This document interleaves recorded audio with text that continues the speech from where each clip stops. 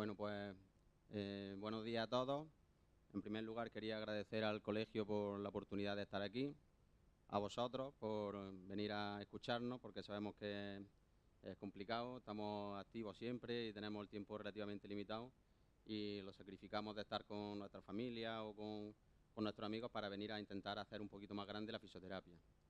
Bueno, mi ponencia, voy a intentar integrar el concepto de ecografía o de uso del ecógrafo dentro de la terapia manual y voy a hablar de varios conceptos, ¿vale? En primer lugar, quiero comenzar con esta frase, que lo que viene a resumir en definitiva es que las especies que avanzan o que se adaptan mejor a los cambios son las que mejor sobreviven y creemos o creo que estamos en una etapa de cambio. Creo que es el momento en el que la fisioterapia realmente tiene un punto de inflexión en la que nos va a permitir crecer y llegar a desarrollarnos con las capacidades que realmente tenemos. Bueno, ¿hacia dónde nos dirigimos, ¿no? ¿De dónde venimos y hacia dónde vamos?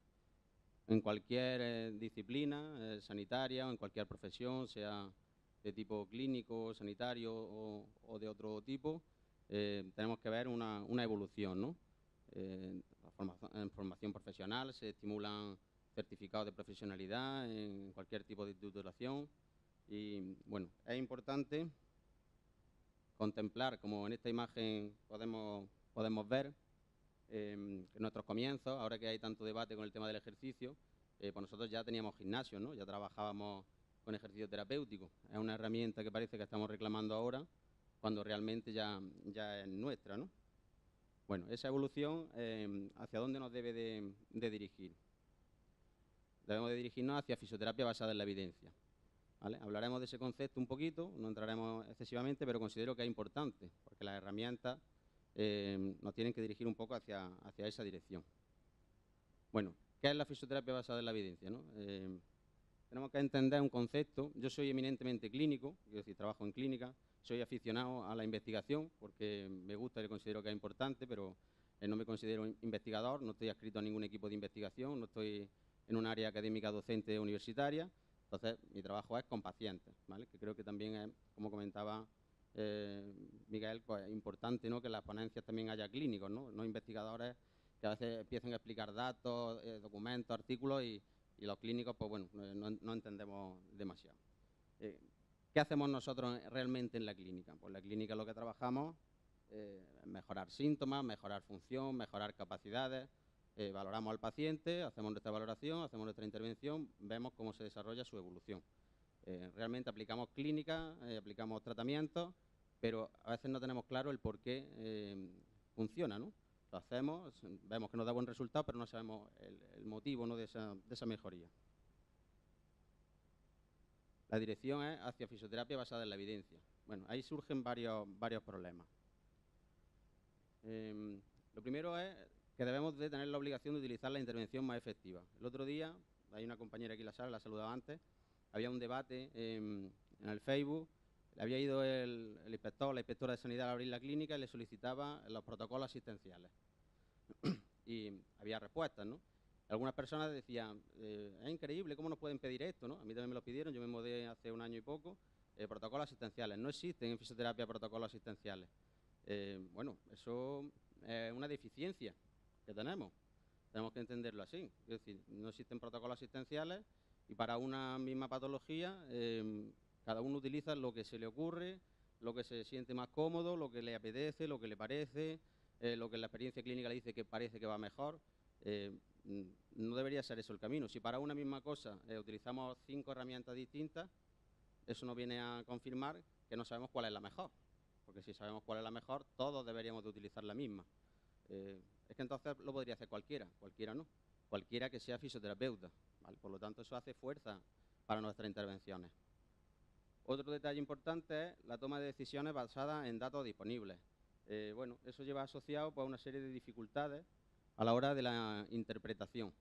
Los que somos, como yo he dicho, aficionados a la investigación, pues los términos técnicos, yo hice un máster en investigación hace ya 7 o 8 años, pero eso no lo aplicamos en el día a día. Quiero decir, Yo hago trato con pacientes, hago tratamiento a pacientes, pero no me dedico a analizar estudios, ¿no? Entonces eso genera una gran dificultad. La generación de protocolos asistenciales nos vendría un poco a reforzar el concepto que hemos dicho antes. Que tengamos clara una vía de intervención no te va a quitar tu razonamiento clínico, no te va a quitar tu perspectiva a la hora de abordar tu paciente, no te va a quitar tus características como terapeuta, pero sí te va a reforzar una serie de conceptos que te van a dar seguridad a la hora de qué aplicar o qué no aplicar. Evitar intervenciones innecesarias o, sobre todo, actuaciones de riesgo. En uno de los ejemplos que pondremos con el uso de la ecografía como método de screening, veremos que eso nos puede ayudar a identificar características de riesgo, con lo cual habrá cosas que ya no es solo si son más o menos efectivas, sino que debemos de desechar porque tienen un excesivo riesgo para los pacientes. Bueno, la investigación requiere de muchas horas de dedicación. Por supuesto, es el problema que tenemos principalmente los clínicos. ¿Cuál es?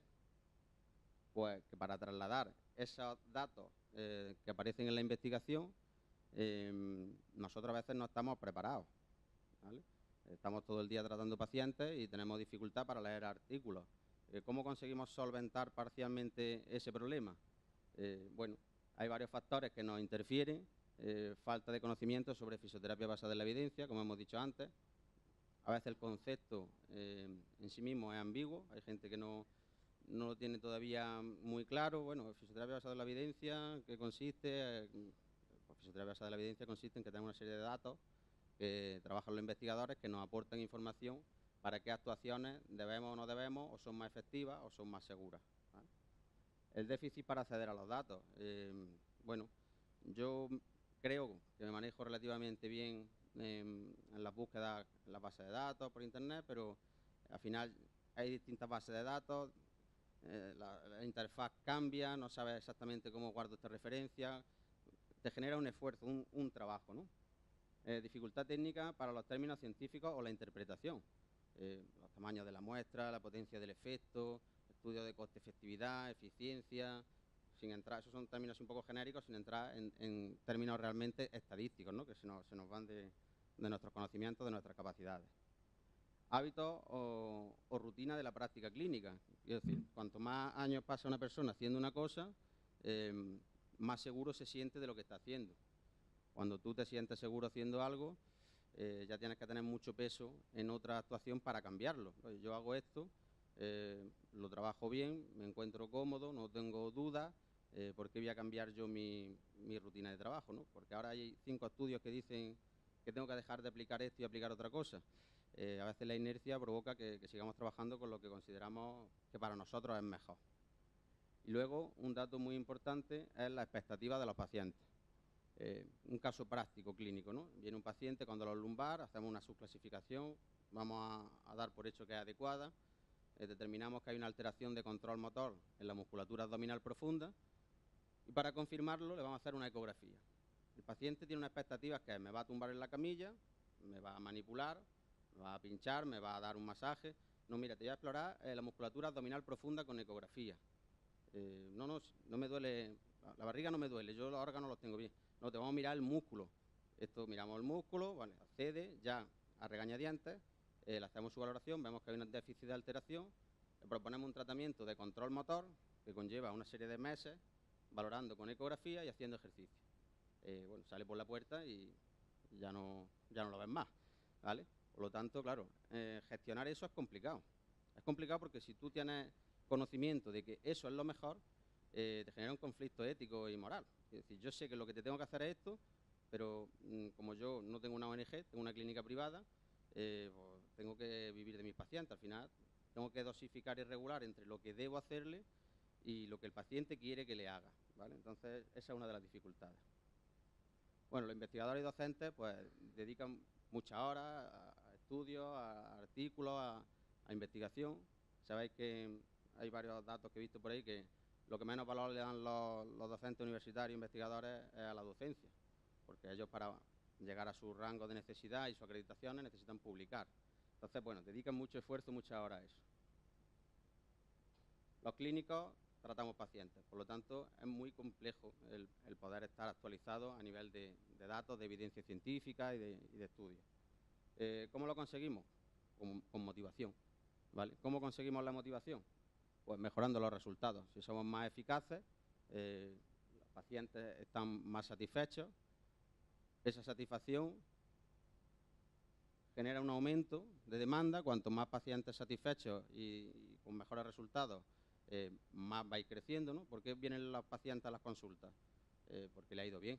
Oye, yo fui a un fisio, me trató un problema que llevaba 7 meses de evolución con el médico, no me lo habían resuelto y me fue bien. Y ese te manda otro, ese te manda otro. ¿Eso en qué deriva? Pues deriva un aumento de plazas en la oferta de empleo público para fisioterapeutas. Mirad, tenemos un problema importante para todos, los que estamos aquí y los que no están también. Somos 50.000 fisioterapeutas aproximadamente colegiados en España. En la línea, según el Instituto Nacional de Estadística, el informe del Instituto Nacional de Estadística, los 3 que hay antes que nosotros, que somos los cuartos, son enfermeros, médicos y farmacéuticos. De todos ellos, la mayoría se absorben en el sistema público de salud. Enfermeros, médicos y farmacéuticos de manera indirecta. Nosotros lo tenemos más complicado.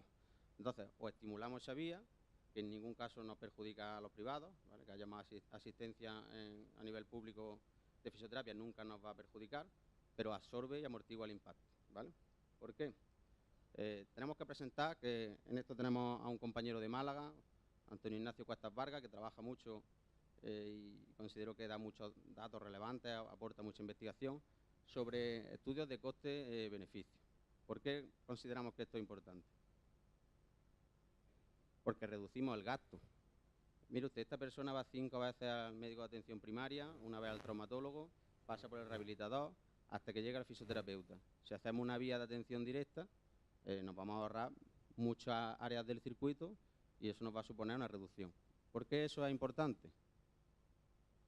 Porque genera un interés político. El político tiene que administrar dinero, a veces llevárselo sin tener que llevárselo, pero vamos, por su, digamos, puesto que ocupa debería de administrar el dinero y le genera un interés el que tú le digas, mire usted, si tratamos a los pacientes con esta intervención de fisioterapia, le vamos a reducir el coste de sanidad referente a este caso en función de si lo tratan con la vía tradicional a nivel médico.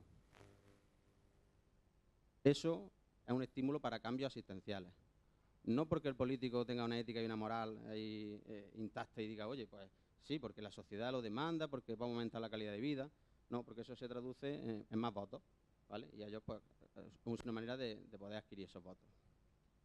Bueno, vamos a entrar un poquito en materia específica, vamos a hablar de ecografía, vamos a hablar de terapia manual, vamos a hablar de la unión o el trabajo entre ambas disciplinas o entre ambas áreas de trabajo, porque serían en disciplina de fisioterapia en este caso. Y bueno, una de las circunstancias importantes que tenemos es que la ecografía es un sistema nuevo, ¿no? Un sistema nuevo de visualización. Tenemos que aprender ecografía igual que aprendemos a leer, empezando poco a poco porque es un sistema complejo. Tiene una curva de aprendizaje larga, es decir, aprender ecografía no se aprende en un curso de ecografía, ni en 2, ni en 3. Se aprende como en casi todo, ¿no? Haciendo ecografía. Tiene una dificultad técnica importante y además es una herramienta muy técnico dependiente. ¿Qué quiere decir? Que los resultados pueden estar sesgados en función de la experiencia del operador. Si la ecografía la hace una persona con mucha experiencia, puede ver determinadas cosas. Si la hace una persona con menos experiencia, pues puede que no aparezcan esos hallazgos. No obstante, remarcar, es importante que la ecografía es una prueba complementaria, ¿vale? Porque la tendencia muchas veces con ese tipo de herramientas es baso mi exploración y mi tratamiento en la ecografía. Sería al revés. Siempre la ecografía confirma lo que queremos o los hallazgos que creemos haber encontrado. ¿Vale? Por lo tanto, en los factores de aprendizaje, pues como en todo, conocimiento, habilidad y actitud. Cuanto más esfuerzo, pues más rápido iremos. Genera un nuevo lenguaje, tenemos que trasladar una visión anatómica de tipo, digamos, física, real, de esa persona, a un contexto habitual de mapa o atlas musculoesquelético clásico que llevamos viendo siempre, a una imagen nueva, ecográfica, en 2 dimensiones, que a veces puede costar trabajo interpretar. Hay tomas muy fáciles de interpretar, pero otras tienen más dificultad.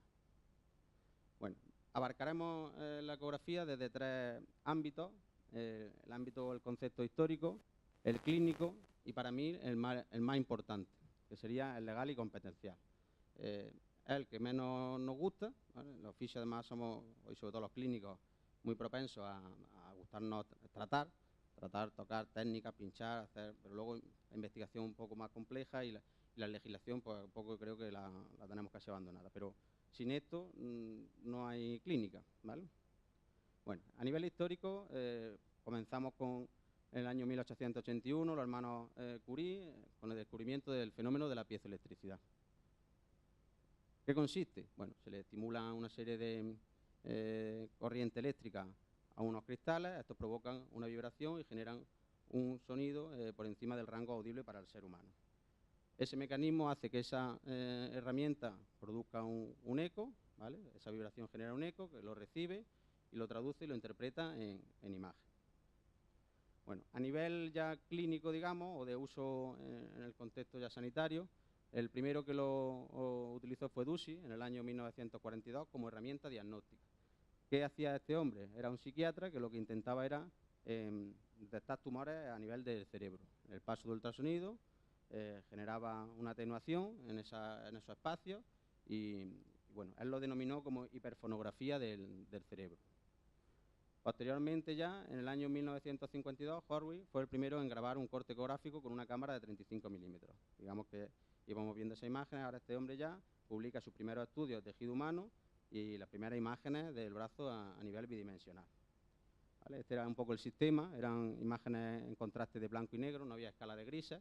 ¿Vale? Proyectaba, hacía sus pruebas, metía determinadas sustancias, cristales en zonas donde al atravesar ese ultrasonido marcaba una imagen en blanco y negro, ¿vale?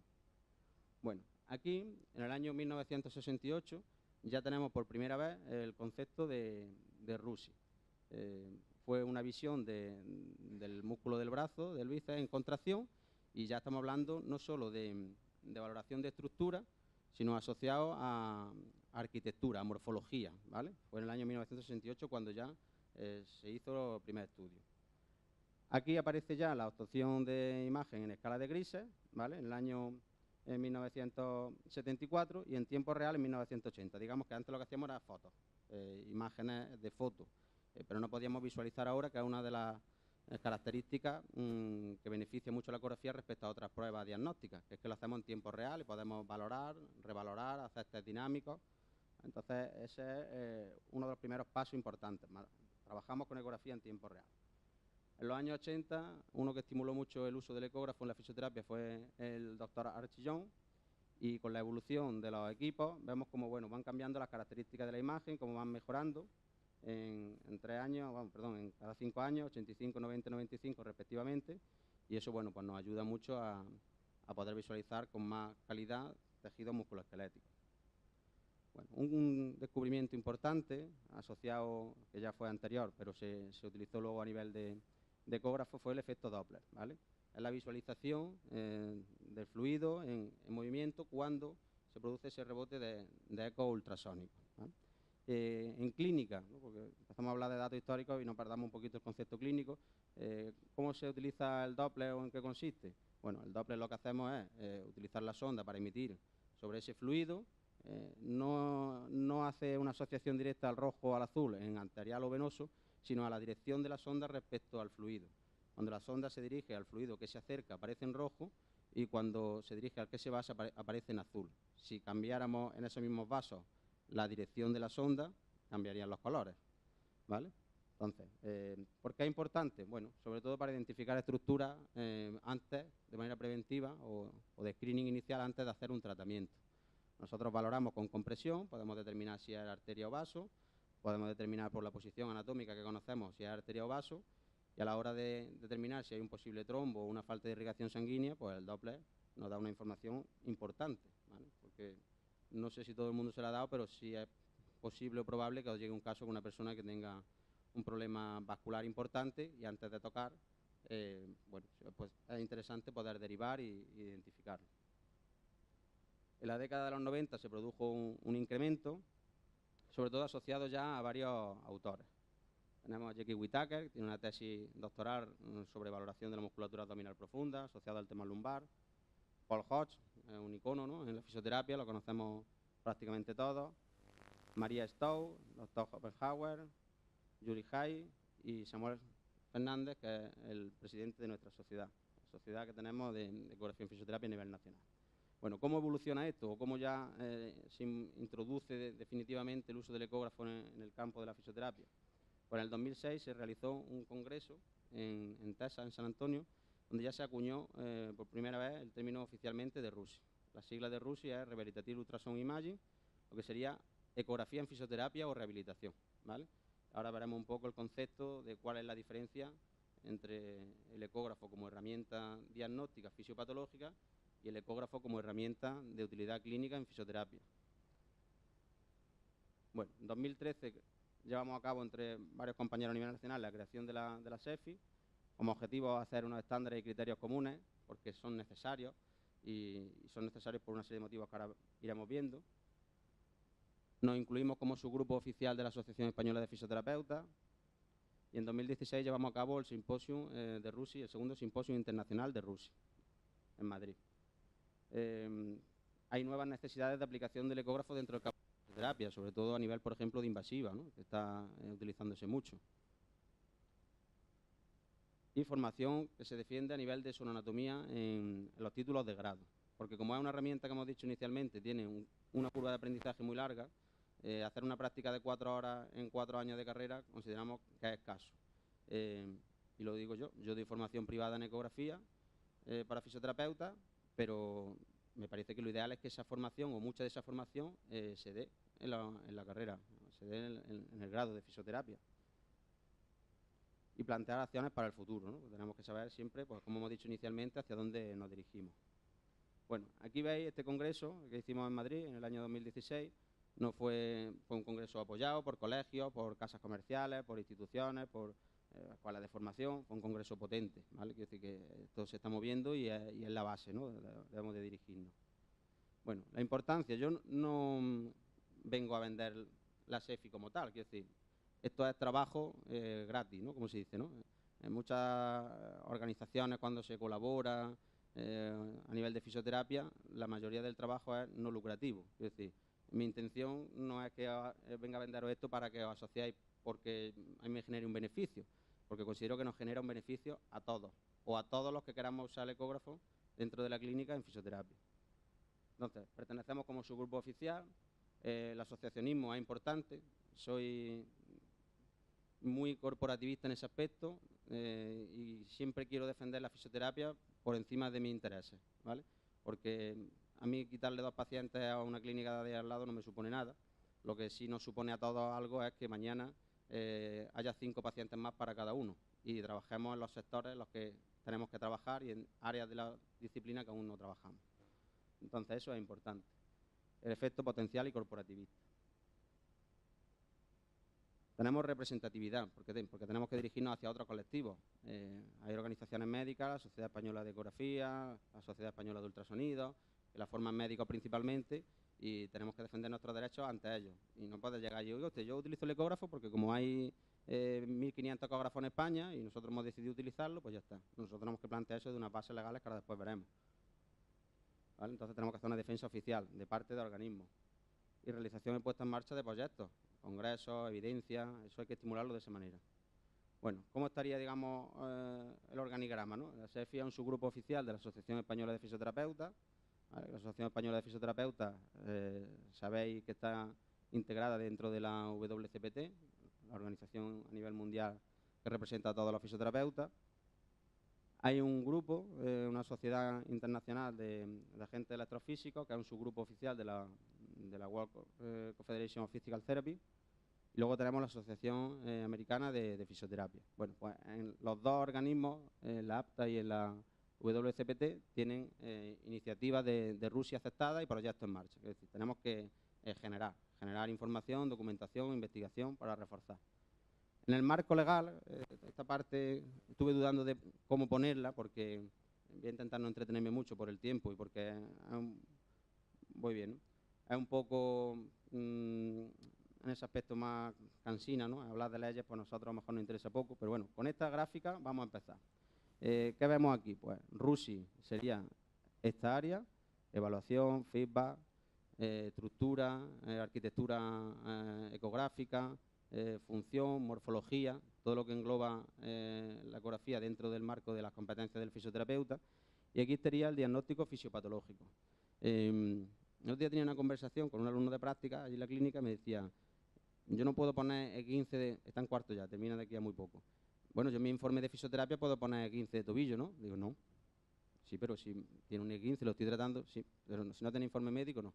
Entonces, ¿cómo hago el informe? Hombre, en cuarto ya terminando debería de saber cómo hacer el informe. No sé, supongo que en una universidad y en otra se trabaja de manera diferente, pero tú no puedes diagnosticar una patología. La patología la diagnostica el médico. Tú sabes que tienes dolor lumbar y es una lumbalgia porque es agudo, pero tú no puedes poner en tu informe de fisioterapia lumbalgia, ¿no? Lo tenemos todos claro, ¿no? Entonces, por lo tanto, con una ecografía no puedes poner rotura muscular, rotura del tendón, no puedes. Tendrás que poner otra cosa. Entonces, eso está todavía por descubrir, ¿vale? ¿Cómo vamos a identificar lo que vemos con la ecografía? Aunque lo sepamos, está claro que está el músculo roto, lo veo, lo veo aquí en la prueba ecográfica, tú no lo puedes poner. Pero el paciente te dice, oye, ¿me da un informe de la ecografía que me ha hecho? Bueno, sí, informe de ecografía, exploración de bíceps femoral, pierna derecha. Después que no has puesto nada de lo que ves. Sí, eso, y te doy las imágenes para que se haya a tu médico. Y a tu médico que la interprete, si sabe ecografía, si no, pues... ¿vale? Pero es importante que nuestro diagnóstico es de morfofuncionalidad y de estructura, pero no de fisiopatología, ¿vale? Bueno, entonces, ¿en qué nos apoyamos? ¿Cómo sustentamos nuestro uso del ecógrafo en el marco legal? Pues con estos documentos del Consejo General de Colegios de Fisioterapeutas, en los estatutos, en la regulación de la resolución del marco sobre el perfil y en la descripción del acto fisioterápico. Y los traigo así para que, bueno, vienen recogidos aquí expresamente, ¿no? Dice, el ejercicio de la fisioterapia incluye la ejecución por el fisioterapeuta o por sí mismo dentro de un equipo multidisciplinario de pruebas para determinar capacidades funcionales, amplitud de movimiento articular, capacidad vital, etcétera, etcétera, con la utilización de ayudas diagnósticas para el control de la evolución de los usuarios. Estamos hablando de una herramienta objetiva, ¿vale? Que en nuestras competencias la tenemos.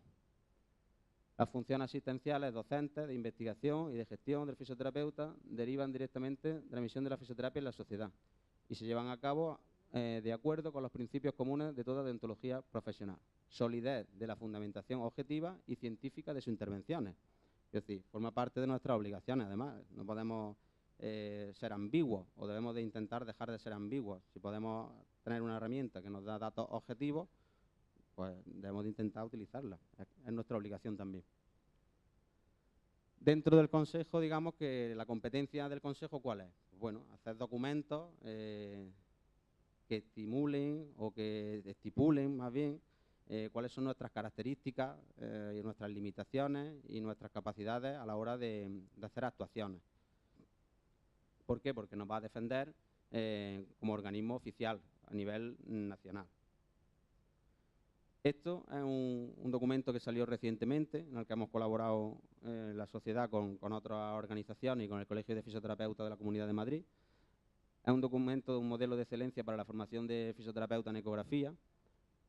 Está muy bien que se regule de manera oficial qué se debe de enseñar en ecografía en fisioterapia, tanto para que no nos saltemos los contenidos que debemos de utilizar, como para que al mismo tiempo garanticemos la calidad, ¿vale? Entonces yo desde aquí, pues aprovechando que es un evento del colegio, le pongo una trampa y, y ya pues le lanzo la propuesta tanto a ellos como al consejo, pues bueno, que colaboremos en la elaboración de documentos, de guías de práctica clínica, de modelos de acreditación oficial, de manuales, a los que les guste hacerlo, porque al que sea muy clínico y le guste tratar a pacientes, pues esto no le va a gustar, pero es que esto es necesario, es imprescindible, ¿vale? Bueno, dentro del marco competencial, pues lo mismo, conocer y comprender la morfología, la fisiología y la patología, con el ecógrafo nos ayuda, poseer la experiencia clínica adecuada que proporcione habilidades y destrezas técnicas y en general pues una serie de datos que identifica o acredita al fisioterapeuta para hacer uso del ecógrafo en la práctica clínica. Y en el acto fisioterápico implícitamente lo dice. Proceso de atención fisioterapéutico incluye la obtención de datos exploratorios y su valoración. Ahora veremos en el aspecto puramente clínico cómo se realizaría eso. En la orden CIM, bueno, viene un poco a reafirmar lo mismo, valoración diagnóstica de cuidado de fisioterapia según las normas y con los instrumentos de validación reconocidos internacionalmente. El ecógrafo es una herramienta reconocida internacionalmente, está validada para muchas tomas de datos específicas y por lo tanto nosotros lo tenemos contemplado como nuestro uso. para los protocolos asistenciales, para la valoración de los resultados, para ver la evolución y comprender la importancia de actualizar los conocimientos. Debemos de, siempre, cada uno según sus preferencias, estar al tanto de buscar vías que nos aporten, nos reafirmen y nos refuercen como profesionales.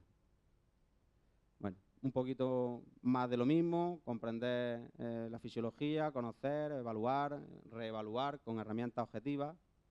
Y en el libro blanco del título de grado, pues lo mismo, evaluar la evolución de los resultados. A veces la evaluación de los resultados está un poco ahí cogida con pinzas. Hacemos cuestionarios a nivel de valoración funcional, pero luego a veces en algunas áreas somos un poco subjetivos. ¿Cómo está? ¿Cómo no está? Yo siempre pregunto ¿cuál es la última sesión del paciente? Cuando ya estás bien, cuando estás casi bien, cuando todo el mundo no utiliza cuestionarios todos los días, todos los pacientes, en clínica. Se puede utilizar si está mejor desarrollando un estudio, pero normalmente eso limita en el tiempo y a veces, bueno, hacemos el cuestionario inicialmente, luego sobre la marcha le voy preguntando. Entonces, ¿cuándo termina el paciente? Cuando está bien, casi bien, le doy la última de refuerzo de aquí a una semana, de aquí a 7 días, 10 días, 15 días. Pues las herramientas objetivas nos van a ayudar a trabajar con responsabilidad. Bueno, dentro de la terapia manual, he marcado, no lo vamos a desarrollar, no lo vamos a leer porque leer aburre y no quiero aburriros en exceso, pero sí vamos a leer lo que hemos dicho aquí, finalidad terapéutica y o preventiva. Las jornadas del deporte que se realizaron, Iván Bernazar, ¿no? Me parece el nombre, bueno, uno de los ponentes, habló sobre la capacidad de fisioterapia preventiva como herramienta del fisioterapeuta hacia la población. Es decir, solo podemos tratar a pacientes, no podemos hacer screening o tratar o valorar a personas sanas para prevenir. Pues sí, y más ahora con todo lo que tenemos de batalla con el ejercicio terapéutico, prevención y demás, yo considero que sí, la herramienta preventiva y la educación en salud es súper importante que la ejerzamos los fisioterapeutas. Bueno, uno de los problemas que se presenta en la terapia manual es la investigación, ¿vale? Tenemos dificultad en el área de la investigación en terapia manual por varios problemas. A veces no sabemos muy bien qué camino elegir. Entonces, bueno, sería necesario para que los estudios de investigación de tipo ensayos clínicos aleatorizados se pudieran llevar a cabo, controlar un poco el tema de los sesgos, y eso se hace a través del cegamiento. Entonces, ¿cómo vemos la opción, ¿no? Hablando del simple ciego, sería que el paciente, o en este caso el sujeto o el participante del estudio, no sepa en qué grupo se encuentra, pero claro, si el estudio es entre ultrasonido y terapia manual, mire usted, es que el ultrasonido también es terapia manual. No, a mí me está tocando y yo sé que me está haciendo terapia manual y aquí sé que me está poniendo una máquina, ¿vale? Otra cosa es que utilizáramos el ultrasonido asomando por la pared de una habitación y el paciente no sabe si es ultrasonido o es otra herramienta, pero si ve la máquina y ve las manos, sabe dónde está, ¿no? Entonces, es una dificultad importante hacer que el paciente no sepa en qué grupo se encuentra, ¿vale? Que sería el simple ciego. En el doble ciego no debería de saberlo ni el sujeto que participa ni el que hace la intervención. Esto es más complejo todavía, porque yo que soy el terapeuta, ¿cómo pone a alguien a hacer una terapia manual sin que sepa que está haciendo terapia manual? Es difícil, ¿no? Y aún incluso haciendo una técnica respecto a una ejecución sin ningún tipo de, digamos, de utilidad real, siempre tú que la haces vas a saber si eso es la técnica o no lo es, ¿no? Por lo tanto, es también muy complicado. Y en último lugar tendríamos el triple ciego, que es el que se apuntó a la jornada y no ha venido porque terminó anoche de esta manera, ¿no? Bueno, el triple ciego, digamos que sería en el caso en el que ni el sujeto que participa en el estudio sabe dónde está, ni el terapeuta sabe a qué grupo está aplicándole una u otra cosa, y el que analiza los datos tampoco tiene constancia de si provienen los datos de un grupo o provienen de otro grupo. Eso en terapia manual es complejo, ¿vale? Es muy difícil. Pero bueno, sí que hay equipos o grupos a nivel nacional, como el grupo de Ecofisten, ecografía y estudio de investigación en ecografía con terapia manual, y os voy a mostrar un estudio de ello, un caso práctico relacionado con un estudio. Es un análisis ecográfico de las modificaciones en la velocidad del flujo sanguíneo en la arteria vertebral tras un movimiento de rotación cervical máxima, ¿vale? ¿Para qué se utiliza esto principalmente? Bueno, es como una herramienta de screening, un test para premanipulativo antes de una técnica en alta velocidad de terapia manual, ¿no? Entonces, tenemos que valorar como contraindicación posible pues que no haya una alteración en el flujo, ¿no?, sanguíneo de esa arteria vertebral.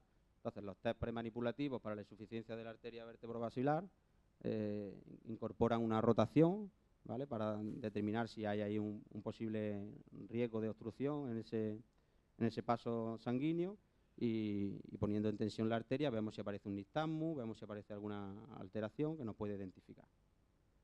Bueno, la muestra fueron 10 personas, 10 mujeres. La metodología, se hizo una ecografía con Doppler bilateral en el segmento de la arteria vertebral a nivel suboccipital, en rotación neutra, posición neutra, en rotación homolateral y contralateral. Las variables que se midieron fueron velocidad del pico sistólico, velocidad del pico diastólico, velocidad media e índice de resistencia.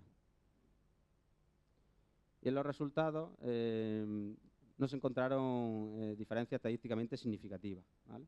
Pero sí indicaban los autores que podía destacarse la baja potencia del análisis. Es decir, me está diciendo, no encuentro diferencias, pero es que el estudio no es suficientemente potente. Bueno, es importante hacerlo, ya tiene una dificultad hacerlo, pero ya nos está dando un dato, ¿no?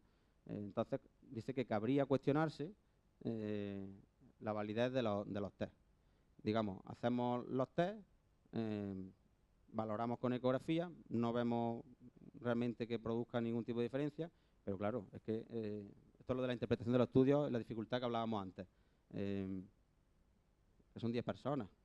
Es que 10 personas no es representativo. Hombre, la metodología está bien, el desarrollo es interesante, pero claro, hacen falta muchas más muestras, muchos más estudios para reforzar los conceptos y ver si es verdad o no es verdad y tiene una utilidad real, ¿no? Bueno, en otra revisión que se hizo, sabéis que en ciencia 5 años ya es viejo. Bueno, este está aquí un poco al límite porque es del 2012, estamos ahí. Estuve mirando, no encontré ninguna revisión así más actualizada específica, pero lo que dice es que no aparece un consenso. Entonces, por lo tanto, se requieren más investigaciones. En una jornada yo creo que también es bueno, aparte de que seamos clínicos, estimular esa investigación. Entonces, por supuesto que si hay gente que le interese, trabaja ya con el ecógrafo, pues los animo a hacer cosas, e incluso me presto para, si alguien quiere hacer cosas y puedo colaborar, pues colaborar, ¿no? Porque creo que es interesante para todos. Bueno, otro caso práctico ya de clínica, con un paciente real, no es un caso mío, es un caso de un compañero, amigo de Granada, y bueno, me pasó el vídeo, me pasó el caso clínico, un paciente que acude tras 11 días de un episodio de dolor agudo en la zona posteromedial de la pierna derecha, asintomático prácticamente, ¿vale? No tenía casi prácticamente dolor. Se le realiza una ecografía musculoesquelética y aparece una gran rotura con hematoma intramuscular. Bueno, decimos, vale, es un dolor agudo, puedo saber que tiene una rotura, pero hay varias características importantes respecto a eso, ¿no?, para poder identificar, y ahora veremos por qué. A ver si el vídeo... ¿Se ve bien el vídeo? Es muy cortito, ¿eh? ¿Lo veis? La imagen ahí anecoica, el gemelo está roto, está claro que está roto.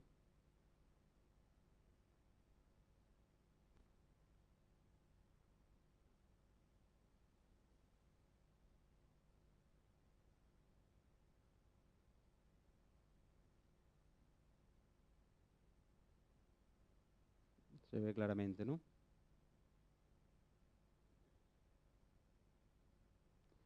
Bueno, el paciente tenía una lesión de tenis leg, ¿vale? El problema, ¿cuál era?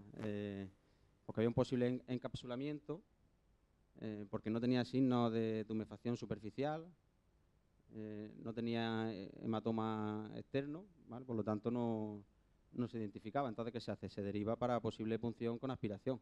pues tocar ahí, pues no sería muy recomendable. No nos va a ayudar, eso no lo vamos a drenar. Vamos a generar ahí una serie de trabajo con terapia manual que ahí lo que necesita es drenarse eso. Claro, puedes intuir claramente que está roto, no hace falta ser muy audaz, cualquier fisio, oye, un dolor agudo en la zona en la que es, haciendo una actividad de tipo deportivo, pero viene asintomático. ¿Has tenido derrame? No. ¿Has tenido cardenal? No. ¿No has tenido? Bueno, pues esto será pequeña distensión, no es relevante. Pero fijaros lo que tiene ahí, habéis visto la rotura, ¿no? Es una rotura, una desinserción ahí, del gemelo interno, ¿vale? Por lo tanto, bueno, es importante. Otras aplicaciones clínicas de la ecografía asociadas a terapia manual. El ángulo de penación, ¿vale? El ángulo de penación es el ángulo que forma la inserción, por ejemplo, de las fibras musculares respecto a la fascia. En este caso, en el gemelo, hay estudios que identifican relación directa de riesgo de rotura respecto a la disminución del ángulo de penación. Entonces, no solo en personas, digamos, de la esfera cotidiana, sino, por ejemplo, en equipos deportivos, se puede trabajar con exploración y screening con ecografía para determinar si uno u otros deportistas tengan más riesgo por su disminución en el ángulo de penación, por ejemplo. La sección transversal de la musculatura en el tratamiento. Podemos hacer un análisis comparativo de la evolución del músculo, valorando esa sección transversal de ese músculo, incluso a nivel contralateral de un lado respecto a otro, o pre-post tratamiento, ¿vale? Valoración de movilidad a nivel de estructura en test dinámico. Podemos hacer un test de elevación lateral del brazo a una persona que sospechemos de un pinzamiento subacromial. Valorando con ecografía vemos cómo se mueve, o vemos cómo se mueve el subescapular, cómo sale y entra, o vemos cómo se contrae un músculo. Todos los test dinámicos en ecografía son importantes y útiles, ¿vale? Pueden ser útiles como herramienta complementaria, ¿vale? Me gusta reforzar ese concepto porque no considero que la ecografía sea una herramienta. Igual que nosotros en ciertos aspectos nos quejamos de cuando el paciente viene diagnosticado por el médico, porque una resonancia identifica un pinzamiento, una hernia, una protusión o cualquier otra característica de imagen. Si le echan una foto a un cojo, no sabe si es cojo. Entonces, la prueba de imagen siempre tiene que ser complementaria. En este caso, lo bueno de la ecografía es que nos permite hacerlo una y otra vez, podemos reproducirla todas las veces que queramos y en movimiento, ¿no? Bueno, respecto al tema de la sonolactografía, una herramienta muy útil dentro de la ecografía que permite valorar el rango de rigidez del tejido con una serie de presiones que realizamos sobre él, una determinada característica de profundidad y nos marca un mapa de escala de colores, ¿vale? Esto cambia, dice nivel de elasticidad de mayor rojo a menor azul y normotensión en colores intermedios, verde y amarillo. Pero esto va en función de la casa comercial. Hay algunos que lo hacen al revés, son así, cada uno interpreta el mapa como quiere y al final eso nos da igual. Mientras que el del ecógrafo nos explique qué es lo más duro y lo más blando, nos sirve. Y lo podemos valorar por una escala de niveles, un sistema Minframonetti de 1 a 5 de capacidad más o menos elástica. La utilidad clínica, ¿no? Dice, vale, sí, la sonolactografía está muy bien, el mapeo de colores a nivel muscular.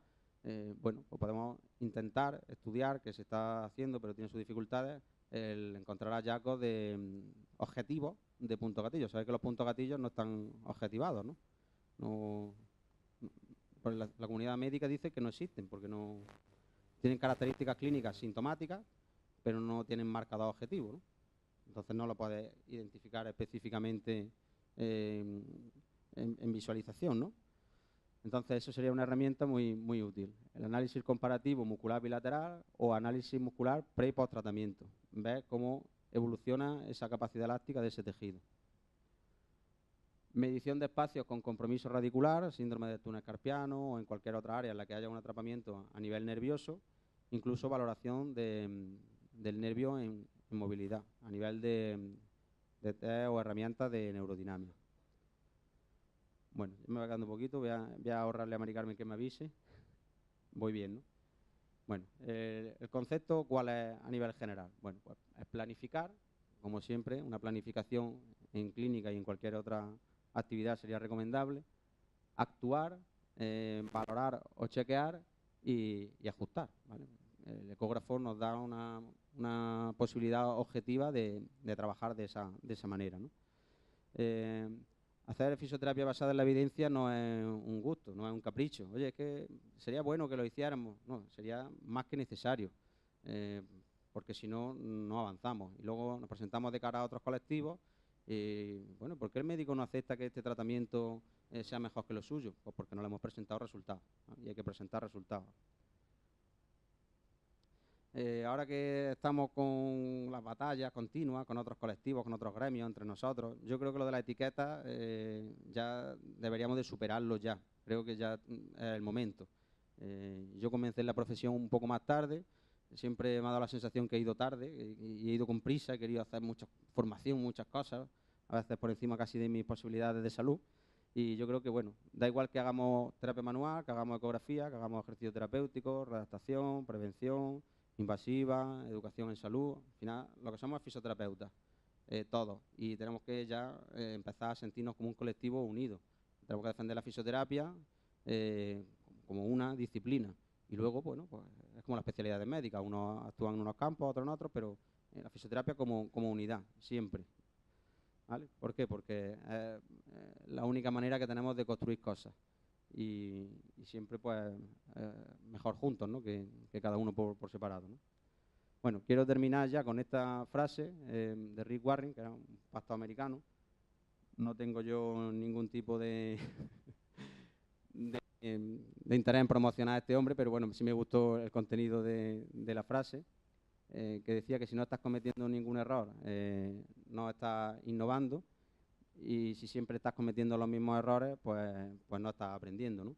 Entonces es interesante innovar, pero con seguridad. Por lo tanto, bueno, tenemos que identificar herramientas objetivas y ir trabajando en relación a los hallazgos que nos van proporcionando. Y bueno, pues ya está. Luego ya, si queréis alguna pregunta, alguna cosilla que me pueda ayudar, pues muchas gracias por vuestra atención. Vale.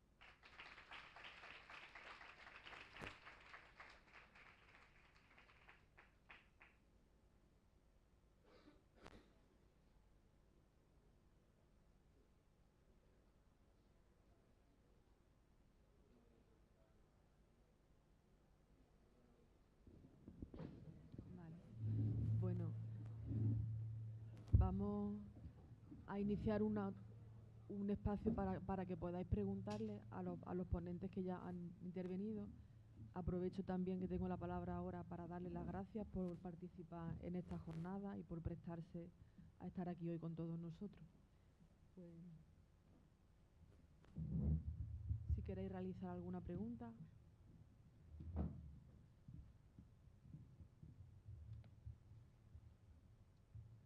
Sí, Manolo.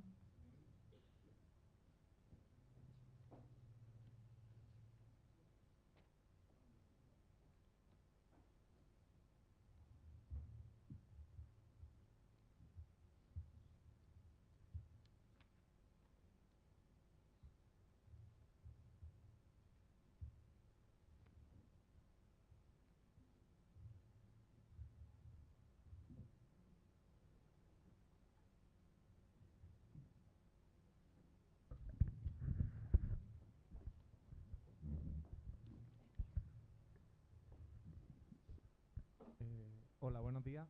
Mi pregunta era para María Pérez. Quería preguntarte, he visto un poco que llevas muchos... ¿Sí? ¿Aquí? ¿Ahora? Vale, yo no soy cantante. Bueno, he visto un poco tu perfil, que llevas mucho tiempo dedicándote al drenaje linfático, y quería preguntarte qué perfil de profesionales sanitarios te derivan pacientes. Pues la verdad es que la mayoría de los pacientes vienen más bien de uno por otro, porque el defecto que tenemos es que a través del trabajo sanitario, posiblemente de las terapias de drenaje linfático es más desagradecido. ¿Por qué desagradecido? Porque se necesita una continuidad de sesiones casi diarias, se puede decir, como estos pacientes que he presentado, y la seguridad social muchas veces pues le faltan medios de cara a terapeuta. Y luego el defecto que si no tenemos una buena motivación por parte del paciente, donde luego después continúa con el autotratamiento, pues el defecto que tiene ese edema que otra vez se vuelve a extorar. Por eso hago mucho hincapié en lo importante que es en tener un buen diagnóstico diferencial para darle al paciente una herramienta más de dónde le puede venir el problema. Realmente la seguridad social, yo por ejemplo, trabajo por la mañana en la Asociación Española contra el Cáncer, y ahí trabajo con mujeres mastectomizadas. Y esos pacientes más bien me vienen del hospital. y entre ellas. Y luego en mi clínica particular, pues más vienen pues de uno a otro. Pero sí es cierto que de cara al paciente a veces es más fácil acceder, por ejemplo, a un centro de estética, porque se publica mucho más que a un centro de fisioterapia. De hecho, y eso no es ninguna crítica negativa hacia la fisioterapia, hacia nuestra profesión y más que en el colegio, pero uno de los inconvenientes que tenemos es que a veces no nos valoramos nosotros mismos. Me refiero, si a mí este tipo de tratamiento me funciona y puedo presumir hacer drenaje linfático, es porque soy autónomo y no dependo de ninguna compañía, ni mutua, ni aseguradora. Con eso no digo que no se trabajen con ellas. Pero si tú tienes, por ejemplo, un avance de que tienes que tratar al día 50 pacientes, a ver cómo tú haces una terapia de esta, donde mínimo se te van 3/4 de hora. Entonces, por eso muchas veces es difícil. Tenemos que romper lo que es esa cultura. Tenemos que implicar más al paciente y también entre nosotros. No sé si te respondí un poco o no. Sí, sí. Un poco iba a comentar lo que tú has dicho, que muchas veces sí es cierto que en la sanidad pública lo que es el linfedema en miembro superior sí está un poco más protocolizado por el proceso de cáncer de mama, pero sí es verdad que a nivel de miembro inferior lo que tú has comentado, que muchas veces los pacientes están accediendo a centros de estética con profesionales que no están cualificados, pero quizás por lo que tú estás comentando, porque quizás ese sector se ha trabajado más el aspecto, y entonces estoy totalmente de acuerdo contigo con que debemos ser nosotros los que debemos de abordar ese aspecto. Pero, y haciendo hincapié y disculparme, la culpa no es de otros sanitarios o de otros profesionales, es nuestra. Nuestra es la culpa porque por defecto tratamos a todo el mundo por igual. Entonces el paciente dice, bueno, si este me hace ahí un drenaje linfático, un masaje sutil, y ella me lo hace igual, y él me pone un vendaje, y ella también me pone mi gel frío y la presoterapia. Entonces yo creo que por defecto hemos tenido el inconveniente que lo hemos protocolizado de tal forma, porque no sé quién puso ese protocolo, y no hemos hecho hincapié en un diagnóstico diferencial. Yo, por ejemplo, no me quiero hacer muy pesado, yo trabajo mucho con la plataforma, pero para otros niveles, pero en este caso también lo aplico mucho. Me gustaría tener un ecógrafo, ¿no?, para ver también a nivel de ecodoppler, pero bueno, tampoco puedo tanto.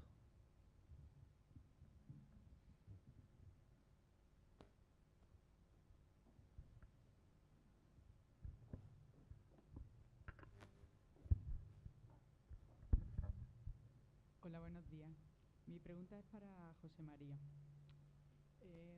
José María, me he quedado alucinada con las fotografías que has puesto de casos tan serios, ¿no? Yo no conocía la diferencia entre el linfedema y el lipodema. Para mí ese concepto ya ha sido nuevo y procuraré estudiarlo un poco más.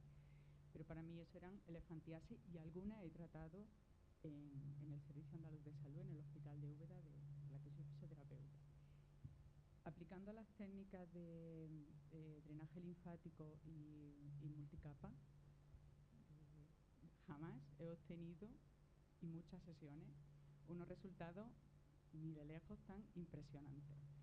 Entonces, claro, yo me pregunto, digo, hombre, ¿y cómo otro compañero puede obtener en 11 sesiones una reducción tan espectacular? Me gustaría saber qué otras cosas utiliza, aparte de un drenaje del intestino, aparte de una liberación del desfiladero escapulotorácico, que me quedó muy asombrada. Muchas gracias, José María. Bueno, pues muchas gracias y bueno, un gran honor, ¿no? Y bueno, gracias, ¿no? He puesto un edema, cada uno distinto, también me he liado un poco, yo demasiado rápido. Cada edema que he puesto es diferente. Todos estos tratamientos que hemos visto solamente lo he tratado con drenaje linfático manual y con vendaje decompresivo. No trabajo mucho la alimentación, doy un par de consejos, pero sí me gustaría incluir algún día algo de terapia de alimentación en este campo, pero soy muy amigo de derivar. Entonces yo casi siempre derivo al paciente a dietista o nutricionista porque creo que es su competencia, aunque ahora está muy de moda hablando de alimentación. Yo a estos pacientes lo único que le he hecho es que lo mismo no me expresó, por ejemplo, en la pierna corta, que eran 5 centímetros, ahí simplemente hice un drenaje linfático manual, un bombeo y un stretching del psoas, le enseñé al paciente cómo autoestirarse y le hice el vendaje. A nivel del intestino, pues realmente le liberé un poco el diafragma, le trabajé a nivel del intestino, a nivel del sistema neurovegetativo, no hago gran cosa realmente. Y realmente sí es cierto, Luego, en la parte práctica veremos la diferencia de tipo de vendajes que hay. Yo aplico el vendaje a la dinámica del paciente. Lo voy a mostrar luego en un brazo y voy a mostrar dos diferentes tipos de vendajes que yo no hago. En su momento lo hice. Yo me formé en Alemania, hice Boder, que te enseña una forma diferente al EDUC, y muchas veces hay un poco vacío entre cómo se aplica el vendaje. Intento aplicar el vendaje a la dinámica del paciente. No soy muy amigo de herramientas, me refiero, tengo herramientas, ¿no? De hecho, también en consulta mía propia tengo también equipo de onda sonora, llaman FlowWave, que para drenaje linfático, pero solamente lo utilizo para cerrar úlceras, porque también cierro muchas úlceras, de esas no he puesto ninguna. Estos pacientes no eran compatibles con presoterapia por el tipo de volumen que tenía. No he hecho nada, de verdad, simplemente diagnóstico diferencial, trabajarle la planta del pie y en el caso de la mastectomía, en la mastectomía que hemos visto, le trabajo mucho el escaleno, el pectoral, en función del músculo que está en disfunción. Es sencillo. Si, con el debido respeto, si yo le hago un drenaje linfático a un paciente que me tiene un acortamiento del pectoral que le suprime el reflujo venoso linfático, pues a veces el trabajo es en vano. Entonces, mi responsabilidad es saber si ese músculo está en disfunción y enseñárselo al paciente. El problema que tenemos es que yo muchas veces en la sesión, sobre todo en las primeras sesiones, me llevo más tiempo diagnosticando que tratando, eso no lo he dicho. Pero, en fin, no sé si te he respondido. Luego, si no te importa, luego en la terapia yo me he traído para hacer un brazo. Si quieres también, luego después te puedo enseñar una pierna. Lo importante es el diagnóstico diferencial.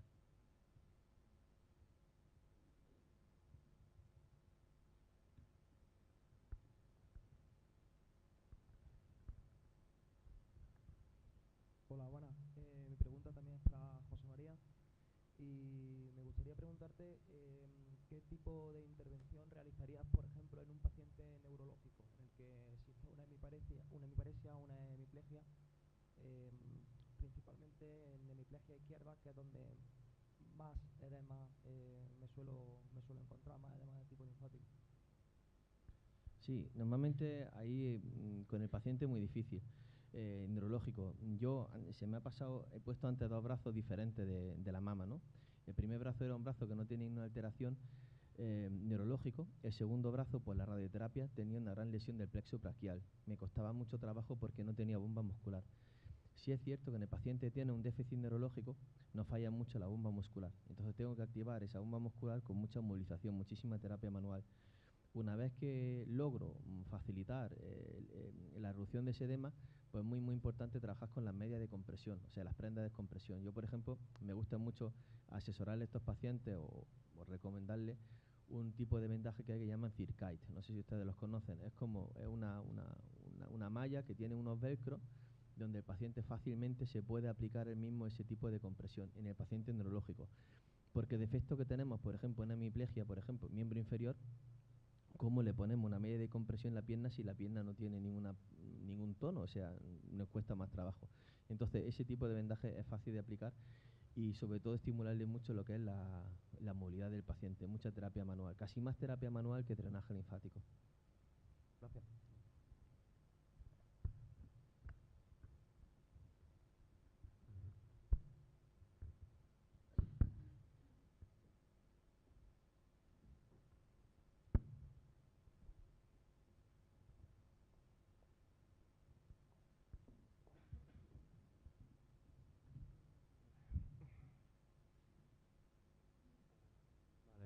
Mi pregunta es para Juan Covaleda. Lo primero de todo, decir que ha sido una buena presentación esa del ecógrafo y todo eso, pero mira, mi duda es la siguiente. Yo tengo la sensación de que el ecógrafo no es exclusivo de los fisioterapeutas. ¿A mí qué me garantiza de que el ecógrafo no lo puede usar otro sanitario aparte de un fisioterapeuta? Por ejemplo, un enfermero o un médico. Pues gracias por la pregunta. En principio, nada. Si las competencias, yo he estudiado las competencias profesionales asociadas al marco legal de la profesión de la fisioterapia, pero hace poco hablé con un compañero enfermero que estaban también trabajando o empezando a trabajar con el uso del ecógrafo para valoración de vasos sanguíneos, para poner vías a nivel profundo, Entonces, nada, precisamente vengo a defender o a hablar del uso del ecógrafo en fisioterapia, cuando no es una herramienta tradicionalmente o clásicamente de aplicación en ecografía, perdón, en fisioterapia. Viene del colectivo médico y nosotros vemos que nuestras competencias profesionales nos lo avalan, las defendemos, las estructuramos para poder defenderlas a otros colectivos y las aplicamos. Los podólogos utilizan ecógrafos para visualizar neuromas de Morton, para ver otro tipo de estructura asociado al pie. Entonces, yo el concepto no va relacionado directamente a defender el uso del ecógrafo en fisioterapia respecto a que los demás colectivos sanitarios no lo puedan utilizar, sino enmarcar en el contexto clínico, legal y competencial e histórico, un poco por ponernos en situación, el por qué nosotros sí podemos utilizarlo. Porque aunque desde el ámbito general da una sensación de que eso efectivamente está totalmente aceptado y es así, ha habido que pelear ahí tras bambalinas cosas porque el colectivo médico todavía no está totalmente conforme con algunas cosas. Entonces, no tengo inconveniente en que otros sanitarios, si sus competencias profesionales se lo avalan, lo puedan utilizar. Vale, entonces mi siguiente pregunta sería, a ver, cuando yo estoy usando el ecógrafo, ¿cómo sé yo que lo que yo estoy mirando en la imagen le pertenecería a fisioterapia o cuál sería para otro departamento? Ejemplo, vamos a suponer que yo estoy mirando por ecógrafo la imagen de un SOA o de un piramidal. ¿Yo cómo sé que eso le pertenece más a fisioterapia que a otro departamento? Realmente, cuando tú valoras un E15, ¿a quién le pertenece el E15? A nadie, ¿no? Tú haces una actuación sobre el E15 distinta a la que haría un médico. Son tus competencias profesionales las que te otorgan a ti una capacidad de hacer unas actuaciones u otras. Tú haces una valoración de la función, haces una valoración del dolor, haces una valoración de la movilidad, de la fuerza, y el médico hace una valoración o un diagnóstico fisiopatológico. Pero todos valoramos el E15. Entonces, tú haces un uso clínico, tú no diagnosticas el E15, tú lo tratas y haces un diagnóstico de fisioterapia y un abordaje en función de tus competencias. Si tú ves una rotura, tú la rotura la vas a tratar, ¿no? De una rotura muscular de un deportista, tienes que tratarla, la ves en clínica, la analizas, la identificas y la tratas. Lo único que no te permiten tus competencias profesionales es emitir un diagnóstico fisiopatológico. No le corresponde a nadie, le corresponde la actuación en función del hallazgo. Pero realmente no es que tengas que derivar, tienes que derivar como derivaría en cualquier otro caso. Viene una persona con un dolor de miembro inferior, con claudicación intermitente, hace una valoración, utiliza el Doppler, ves que hay una obstrucción del sistema circulatorio y lo deriva a urgencias, porque crees que hay un trombo. Pero lo que te da a ti es seguridad para tu actuación, pero no es que realmente lo que ves sea de uno ni de otro. Lo que no puedes es legalmente identificar la lesión fisiopatológica, tú ni yo como fisioterapeuta, porque eso lo tendría que hacer un médico, que es el facultativo que tiene esa competencia profesional. Vale, gracias por responderme a mis preguntas. Gracias a ti.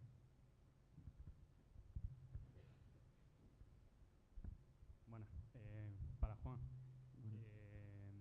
A raíz de lo que está diciendo él y cómo te has dedicado en la charla a hablar mucho del tema de las leyes y demás, no sé si se está trabajando en parte de que como fisioterapeutas podamos emplear ciertas terminologías, porque a mí un poco me parece un poco de escuadra de tanto que estamos hablando, que un profesional sanitario que ha dedicado mucho tiempo a su trabajo, al estudio, el término E15, o sea, entiendo legalmente por lo que es, pero no sé si se trabaja un poco en esa vía, porque es un poco, no sé, o sea, que entre profesionales sanitarios no podamos decir, pues, tiene esto, cuando es claro, también estudiamos patología, en la patología médica en la carrera. Yo creo que hay y ahora encima estamos muy metidos los oficios con el tema de la farmacología, que yo creo que eso porque interesa, sí se está metiendo en el campo porque le interesa mucho a temas farmacéuticos, pero en términos con tanta formación que tenemos que no podamos, no sé si se está haciendo algo en ese campo, de que haya unas ciertas competencias de que realmente se puedan diagnosticar ciertas patologías, porque yo creo que para eso sí tenemos competencia y para el tema de farmacología, que se mueven muchos cursos y demás, creo que en eso nos falta base para reventar, pero en tema de diagnóstico, vamos, te lo digo, yo también soy médico y a mí no me importa que un fisio me diga, oye, pues creo que tiene un problema de menisco.